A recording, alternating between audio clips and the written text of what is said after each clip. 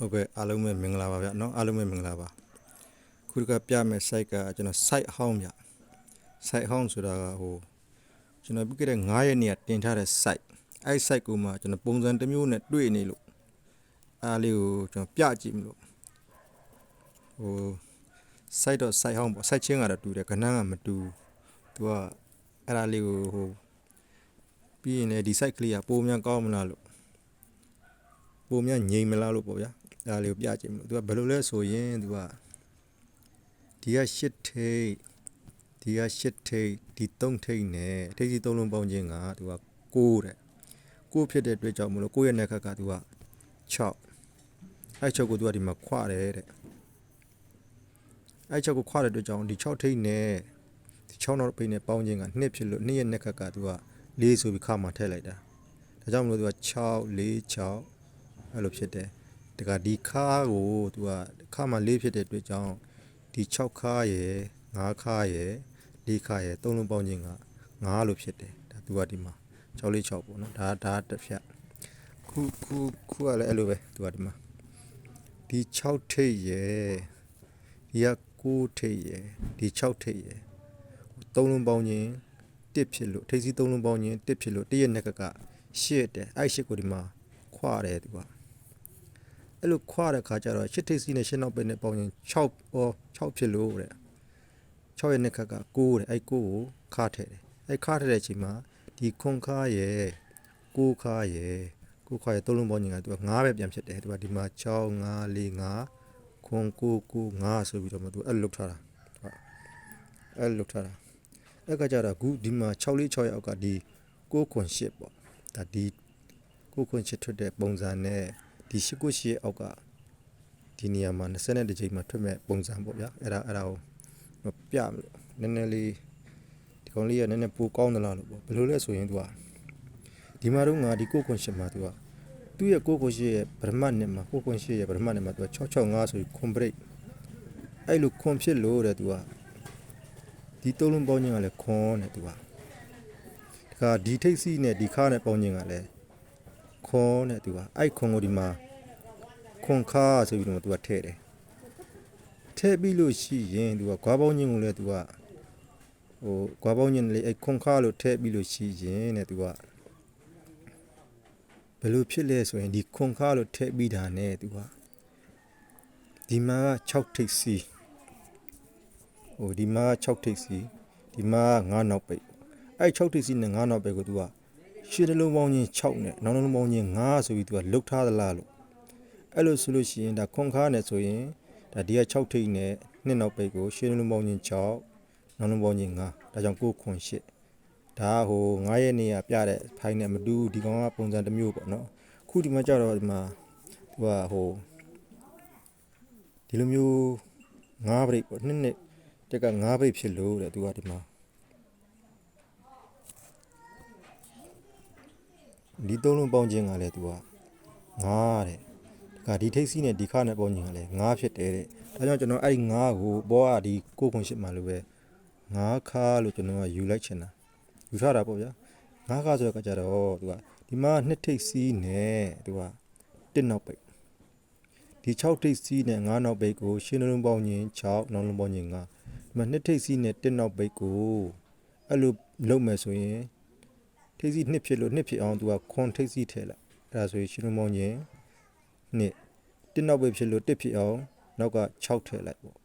ဒါသူကအဲ့လိုမျိုးခွန်9 6ဆိုပြီးတော့မှသူကအဲ့လိုမျိုးဖြစ်ထားတယ်ဒါကျွန်တော်ကအဲ့ဒါလေးကိုဒီ site ကလေးကလည်းနည်းနည်းငြိမ်မလားလို့ပေါ့ဗျာအဲ့ဒါလေးကိုကျွန်တော်ပြကြည့်တာဆိုတာနည်းတော့ကြိုက်တယ်ကြိုက်ဆိုပြီးကျွန်တော်ကတော့ထိုးရတာပါပဲကိုရှာလို့ရတယ်အားလေးကိုထိုးထားတာပေါ့ဒီလိုပဲတော့ဆိုနည်းနည်းစီထိုးထားတယ်ဒါခုပုံစံတိုင်းဆိုရင်ခွန်9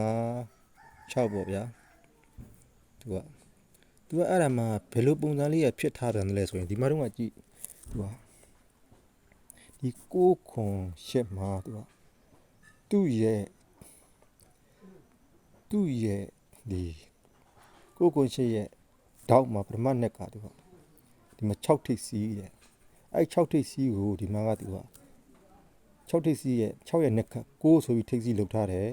သူက2နောက်ပိတ်ကို2နဲ့ 8နဲ့30ဆိုပြီးသူအဲ့လုထားတယ်သူအဲ့လိုခုလည်းဒီမှာအဲ့လိုပဲသူကဒီမှာ3ညကထိတ်စီးထားတယ်3ညထိတ်စီးထားတဲ့ခါကျတော့ဒီမှာခွန်ထိတ်စီးဆို3ညရဲ့နှစ်ခါကဒီမှာခွန်ဖြစ်တယ်နောက်ပိတ်က4နဲ့ဒီနောက်ပိတ်4နောက်ပိတ်6နဲ့ကသူက30ဖြစ်ပြန်ရောသူကအဲ့လိုမျိုးအဲကြောင့်မို့ကျွန်တော်ကဒီ site ကလေးကနည်းနည်းငြိမ်မြငြိမ်မလားလို့နည်းနည်းဟိုကြိုက်နေတာပေါ့ဗျာအကြိုက်ဆိုထိုးလို့ထိုးရတာပေါ့နော်ကိုရှားလို့ရတယ်ကိုထိုးတာပေါ့အဲ့လိုမျိုးဖြစ်နေတာကြောင့်ကျွန်တော်အခုခွန်က6ကလေးကိုပြကြည့်တာခုဒီနေရာမှာတခုဘာလဲဆိုရင်သူကဒီမှာခွန်ပရိတ်ဖြစ်လို့ဒီ3လုံးပေါင်းခြင်းခွန်ဒီလုံးပေါင်းခြင်းခွန်ခါကွာပေါင်းခြင်းခွန်ဆိုပြီးအားလုံးခွန်လေးကြီးပဲချုပ်လို့တော့ရတယ်သူကဒီမှာအဲ့လိုမျိုးချုပ်မဲ့ဆိုရင်ကတော့ဟိုတမျိုးပေါ့ဒီကနတ်မဟုတ်တော့ဘဲနဲ့ဟိုခုဒီမှာပေါင်းခြင်းကိုမဟုတ်ဖက်နဲ့ဒီလိုမျိုးနှစ်ခတ်နဲ့ဆိုရင်ဒါကွန်တိတ်စီနဲ့ဆိုရင်ငါးခါကတော့သူ့ဟာနဲ့သူအငိမ့်ပေါ့ဗျာအကုန်လုံးငါးရည်ဖြစ်အောင်ဆိုရင်ကွန်တိတ်စီယူမယ်ဆိုရင်ခွန်ငါးရှစ်ဒီက6နောက်ပိတ်ကိုယူခြင်းနဲ့ဒီကနဲ့16နောက်ပိတ်ကိုယူခြင်းနဲ့ဆိုရင်9 5 6ပေါ့ဗျာတခြားဟိုရှိသေးတယ်သူကထိတ်စီကိုဘယ်လိုလဲဆိုရင်ဒီမှာပေါ့ဟိုက8ထိတ်3ထိတ်3လုံးပေါင်းခြင်း9ရဲ့နှစ်ခါက6ဒီ3လုံးပေါင်းခြင်း9ကိုဒီမှာဒဲပြန်ရိုက်တာ9ထိတ်စီကအဲ့လိုလဲရှိတယ်ဒါကကြတော့ဒီမှာဟို6ထိတ်9ထိတ်6ထိတ်3လုံးပေါင်းခြင်းထိတ်စီ3လုံးပေါင်းခြင်း1ရဲ့နှစ်ခါကဒီမှာတော့8အဲ့1ကိုပဲဒီမှာဒီမှာလိုပဲ3လုံးပေါင်းခြင်း9ဒရင်ကြားမှာ9ထည့်တယ်လို့ဒီ3လုံးပေါင်းခြင်း1ကိုသူ့ရဲ့ဒီမှာ1ထည့်မယ်ဆိုရင်တော့1 5ကွာပေါင်းခြင်း5ကိုယူမယ်ဆိုရင်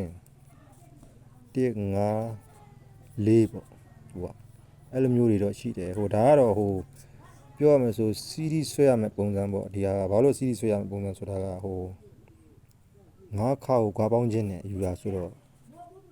ကိုကတော့ကျွန်တော်ကအဲ့လိုမျိုးလုံးမလေးရှားပြီးတော့အဲ့လိုမျိုးလုပ်ထားတာပေါ့ဒါပေးမယ်တော့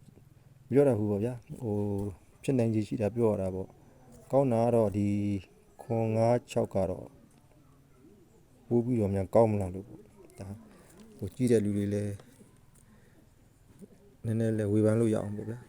ဟို site ကလေးတွေပြကြည့်ရတာပေါ့ကိုရှားလို့ရတဲ့ site ကလေးတွေကိုကနန်းလေးများတိုးလို့တိုးညာဘာလို့ဆိုတော့ဟိုဒီချဲအတွက်နဲ့လူပါပဲကျွန်တော်တို့လည်းအားလုံးပါပဲချဲသမားတွေရဲ့ချဲသမားတွေရဲ့ခံစားချက်ကိုနားလည်ပါတယ်ကျွန်တော်တို့လည်းချဲဟိုလုတ်ချဲကိုဆွဲနေတဲ့လူတွေဆိုတဲ့ခါကျတော့အဲ့ခါကျတော့ကိုရတဲ့ site ကလေးတွေကို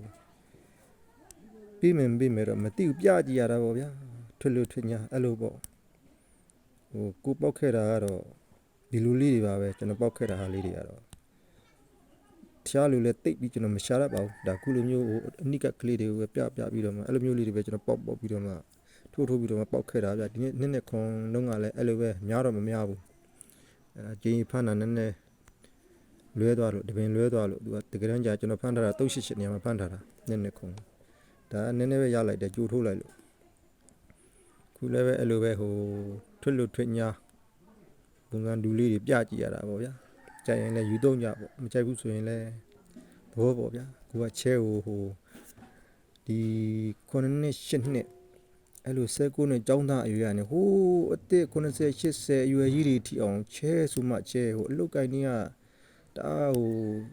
ကြက်တဲ့နေတဲ့ခါကျတော့ဒီချဲကိုကလေးရစဒီလူကြီးအစုံအဲ့လိုမျိုးဖြစ်နေကြလို့ကိုလည်းကိုတတ်တယ်လို့မှတ်တယ်လို့ကလေးကိုရှားလို့ရတဲ့ဟာလေးတွေကိုပြပေးကြည့်တာပါဟိုဘယ်လိုမှလည်းမအောင်မေးပါနဲ့ဆရာလည်းမဟုတ်ပါဘူးကျွန်တော်တို့တွေကဟိုဒါ